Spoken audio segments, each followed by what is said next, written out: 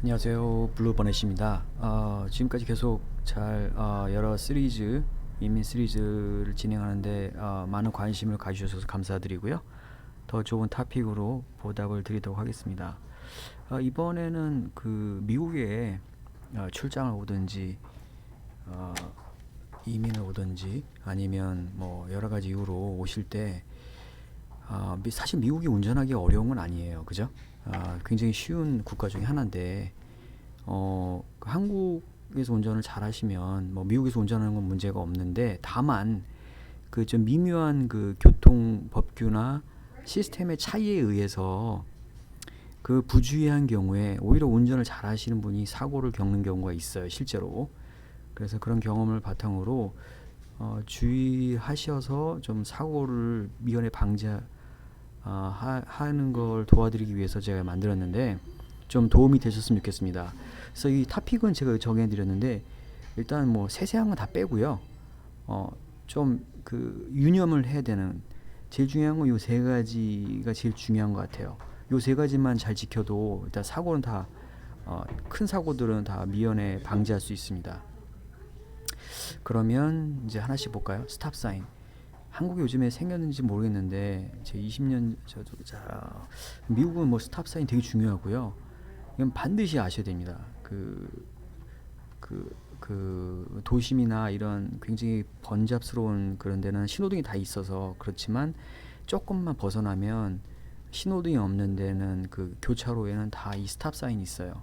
근데 스탑 사인 두 가지가 있는데 여기 all way 하면 이 교차로에 모든 차가 다 멈춰야 되는 거고, 그죠? 멈췄다가 출발해야 되는 거고, 이게 뭐 all way가 아닌 경우에는 이 사인이 보이는 쪽에 있는 차, 만약 우리 차가 이걸 보고 있으면 우리 차는 무조건 서야 되고, 거기 밑에 뭐라고 되냐면 뭐 the other vehicle does not stop 뭐 이런 말이 있어요. 그게 무슨 뜻이냐면 그 반대 이 내가 가는 방향의 그 직각으로 만나는 길 그쪽에 있는 차는 서지 않는다는 거죠. 그러니까 한쪽만 스탑 사인이 있는 거죠. 그러니까 길의 그 넓이가 비슷한 그 길인 경우에는 보통 always stop이 기본적인 디폴트고요. 그쪽 한쪽 길이 넓고 다른 한쪽 길이 좁으면 좁은 길은 보통 스탑 사인이 있고 넓은 길은 스탑 사인이 없겠죠. 예, 그런 게 보통 룰이고요. 스탑 사인은 무조건 스탑하셔야 됩니다.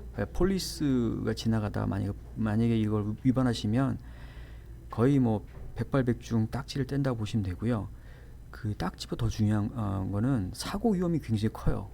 미국 사람들은 일단 무조건 다 스탑한다고 생각하기 때문에 혹시나 실수하게 되면 사고가 날 가능성이 매우 큽니다. 그 우선순위가 뭐냐면 그죠? 차 말고 그러니까 원래 먼저 쓴 차가 먼저 가는 게 우선이고요. 그리고 스탑 그 대기선에 맞춰서 서야 되는데 이미 그 중앙 쪽에 길 만나는 그 중심부에 이미 차가 진행한 경우에는 당연히 그 차가 끝날 때까지 어, 진행하시면 안 되겠죠. 그건 당연한 거고. 여기 보면 아이 컨택하란 말이 나와 있는데 왜 그러냐면 보통 작은 길에서 이런 스탑 사인이 있기 때문에 그 의도치 않은 그런 그 사고를 막기 위해서 아이 컨택하면 그 사람이 지금 진행하려고 하는지 아니면 양보하는지 이런 걸 볼 수가 있어요. 그다음에 이제 미묘한 부분이 뭐냐면 이 교차로에서 이 두 사이드 이상이 동시에 차가 스탑하는 경우 그럼 누가 우선이 있느냐 여기 보시면 오른쪽 그죠? 오른쪽에 있는 차가 우선권을 갖는다라고 써 있어요. 근데 이게 미국에 살아도 이걸 잘 인지 못하는 경우도 있을 수 있어요. 그리고 이민 온 분들이 많잖아요, 그죠? 동남아시아, 뭐 인도 분도 계시고, 뭐 근데 이런 분들이 다 이걸 다 안다고 생각할 수도 있지만 잘 모를 수도 있어요. 그게 무슨 얘기냐면 애매한 경우가 생기면 차라리 수신호로 해서 그냥 그 애매한 그 반대편에 있는 그 상대편 운전자한테 표시를 해서 그 아이 컨택하면서 먼저 가라고 이렇게 손짓을 하면 되겠죠. 그게 더 좋아요, 차라리. 예? 그냥 그 사고를 방지하는 게 더 중요하잖아요, 그죠? 사고 당하는 것보다. 그래서 그렇게 하시는 게 좋고요. 스탑 사인 되게 중요합니다. 꼭 명심해 두시고요. 제가 링크를 다 걸어 드릴게요. 이 비디오 밑에. 그 다음에 스쿨버스. 그 한국의 스쿨버스 시스템하고 좀, 한국의 스쿨버스는 사립 같은 데 있겠죠. 근데 여기는 다 학교마다 다 스쿨버스가 있는데, 여기 보면 스쿨버스 이게 스탑 사인하고 이렇게 라이트가 있어요. 근데 주의할 점 뭐냐면, 아이들이 타고 내릴 때 보통 이 스탑 사인을 펼쳐요. 그리고 불이 반짝반짝거려요. 그런 경우에는 이 앞뒤에, 앞에는 아니겠지만 이 옆에나 앞뒤에 진행되고 있는 차들은 다 스탑해야 됩니다. 무조건. 그 아이들이 혹시 그 부의주의하게 뛰어들다가 사고 나갈까봐 그걸 막기 위해서 그런 것 같고요. 그걸 위반하면 굉장히 그 당연히 티켓은 뛸 가능성이 크고, 스쿨 존에 그 경찰관이 숨어 있는 잠복하는 경우가 많아요. 그렇게 해서 이 안 보인다고 해서 경찰이 없겠거니 대부분 숨어 있어요. 참고로 숨어 있고 안 보이는 곳에 있다가 그 제 와이프도 걸렸는데, 걸리면 비쌉니다. 그리고 스쿨 존은 20마일이고요. 그러니까 등하교 시간, 그러니까 아침 일찍 뭐 정확히 모르겠는데 7시부터 뭐 9시 예를 들어서 퇴학이 아니고 하교 시간 뭐 2시부터 뭐 예서 3시 반, 뭐 그게 그 써 있어요. 거기에 스쿨 존의 그 사인판 밑에 보면은 그 시간에 이렇게 그 라이트가 플래싱 하고 있어요. 그런 경우 20마일로 가야 된다는 뜻이에요. 플래싱 하고 있지 않더라도 60마일 이렇게 달리면 안 돼요. 보통 그런 데는 플래싱 하지 않더라도 보통 35마일, 40마일이 리밋입니다. 예. 그러니까 빨리 달리면 안 된다는 얘기죠. 그리고 그 걸리면 비쌉니다. 굉장히 비싸고요. 뭐 제가 알기로는 그것도 이제 얼마나 많이 오버했냐에 따라 다르지만, 조금만 오버해서 걸려도 제 와이프는 250인가 200 넘고요. 물론 여기도 안전교육을 받으면 깎아줍니다. 뭐 반 정도 깎아준다든지 상황에 따라 다른데 벌점 있을 수 있고요. 예. 근데 이제 안전교육을 받으시면은 그 벌점을 완화한다든지 그 보험료 인상을 막는 경우가 있어요. 그래서 그걸 활용하시는 방법을 하시면 되고요. 그리고 말씀드린 것처럼 이 반대편 차선에 오는 차도 스탑해야 됩니다. 이 스탑 사인이 켜져 있을 경우에, 펼쳐져 있을 때, 라이트 플래시 되고 있을 때. 예외는 그 반대편 차선에 이게 미디엄, 이렇게 잔디밭 같이 이렇게 넓게 중앙 분리대처럼 돼 있는 데가 있어요. 그죠? 하이웨이나 이런 데 중앙 분리돼 있는 그런 데는 이 반대편 차선 스탑 하면 안 되겠죠. 예, 안 해도 됩니다. 근데 이제 이런 하이웨이 말고 이런 길에 이렇게 미디엄이 있는 경우는 스탑 안 해도 되는데, 그냥 선만 이렇게 딸랑 하나 있는 경우에는 반대편 차선도 스탑해야 됩니다. 예.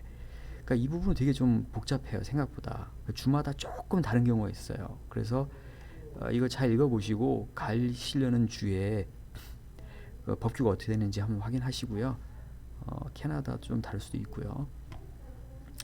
또 사고가 가장 많이 나는 경우가 있는 게 그 비보호 좌회전입니다. 주마다 이 표시가 좀 다른 경우가 있어요. 한 글자로 하면 원래 unprotected left turn 이렇게 해가지고, 그죠? 비보호 좌회전.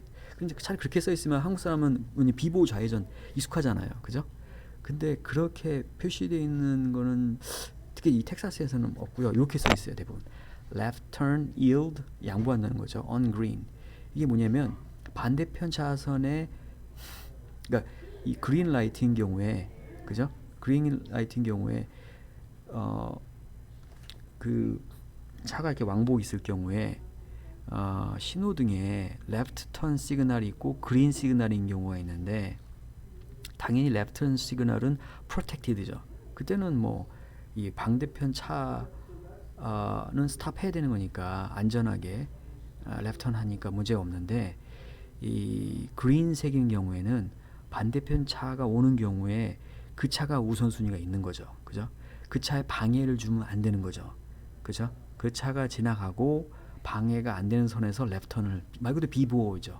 그러니까 이게 처음에 오시면 이게 글자가 길고 하니까 이게 좀 당황스러울 수도 있는데, 그리고 비보호 좌회전인데 그 반대편 차가 없는데도 가만히 서 있으면 뒷차가 빵빵거려요. 그래서 막 긴장하시고 그럴 텐데 이게 비보호 좌회전이라는 뜻입니다. 그런 경우에는 말씀드린 것처럼 반대편 차가 없는 경우에 방해되지 않는 선에서 랩턴을 하시면 됩니다. 그래서 이 신호 때문에 사고 나는 경우가 많아요. 특별히 조심하시고요. 그리고 제가 말씀 안 드렸는데 보행자 무조건 우선이에요. 네. 보행자는 무조건 양보를 하셔야 되고요. 바이스클도 마찬가지입니다. 예. 다 양보를 하시는 게, 잘 모르시면 다 손짓으로 양보를 하세요. 그게 좋습니다. 웬만하면 다 양보하는 게 좋습니다. 그 다음에 제가 또 말씀 안 드린 게 뭐가 있나요? 스피딩 티켓. 스피딩 티켓 왜 말씀드리냐면 영주권자가 아닌 상태에서 스피딩 티켓을 하고 이제 한국으로 돌아가신 경우가 있어요. 나중에 영주권 돈 안 내시면 영주권 하실 때 문제가 될 수 있습니다. 그러니까 과속 티켓을 받으시면 나중에 미국에 다시 오실 거잖아요. 그러면은 돈을 다 내시고요. 에어포트도 저 걸린 적 있어요, 한번. 다행히 운이 좋게 봐줬는데 거기도 그 경찰관 분들이 숨어 있는 경우가 있습니다. 그래서 뒤에서 오는 경우가 있어요. 그러니까 거기 스피드 리밋이 되게, 공항도 천천히 가야 되거든요. 정확히 기억 안 나는데 30마일인지 거기서 막 60마일 달리시면 안 됩니다. 큰일 납니다. 예. 경찰에 걸리실 수 있고요. 여기도 그 톨게이트, 그러니까 돈을 내는 유료 도로가 있잖아요.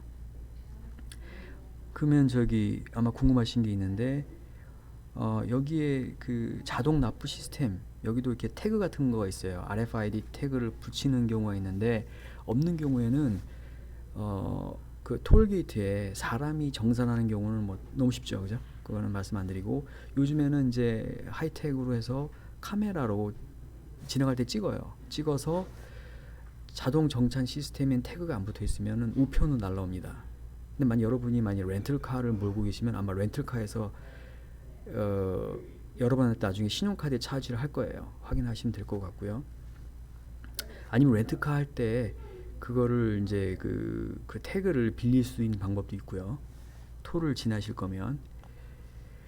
그 다음에 처음에 미국 오시면 헷갈리시는 게, 여기는 다 셀프 주유죠. 근데 미국은 20년 전에는 캘리포니아에 사람이 넣어주는 경우가 있었어요. 지금도 있는지 모르겠는데 시골에 아마 있을 수도 있겠지만, 근데 대부분은 다 셀프 주유고, 셀프 주유할 때 계산할 때 신용카드 넣으면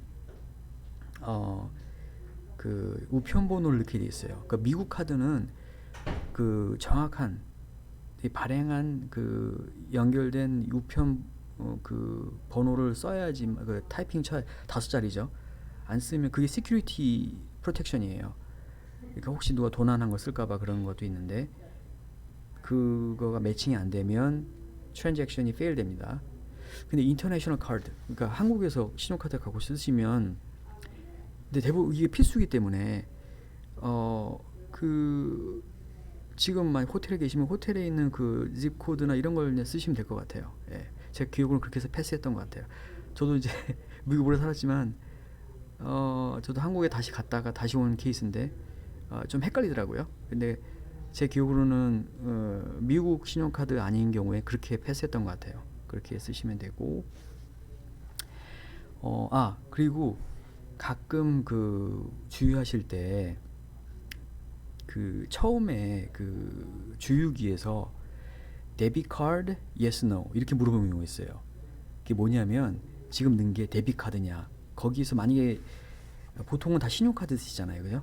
그래서 신용카드 넣으시면 데비트 카드 그러면 no를 누르셔야 돼요. yes를 누르시면 fail이죠, 당연히. 지금 넣으신 게 신용카드인 경우에는. 그러니까 데비트 카드 yes no 할 때는 데비트 카드 아니시면 no를 누르셔야 다음으로 넘어갑니다. 참고로 알아두시고,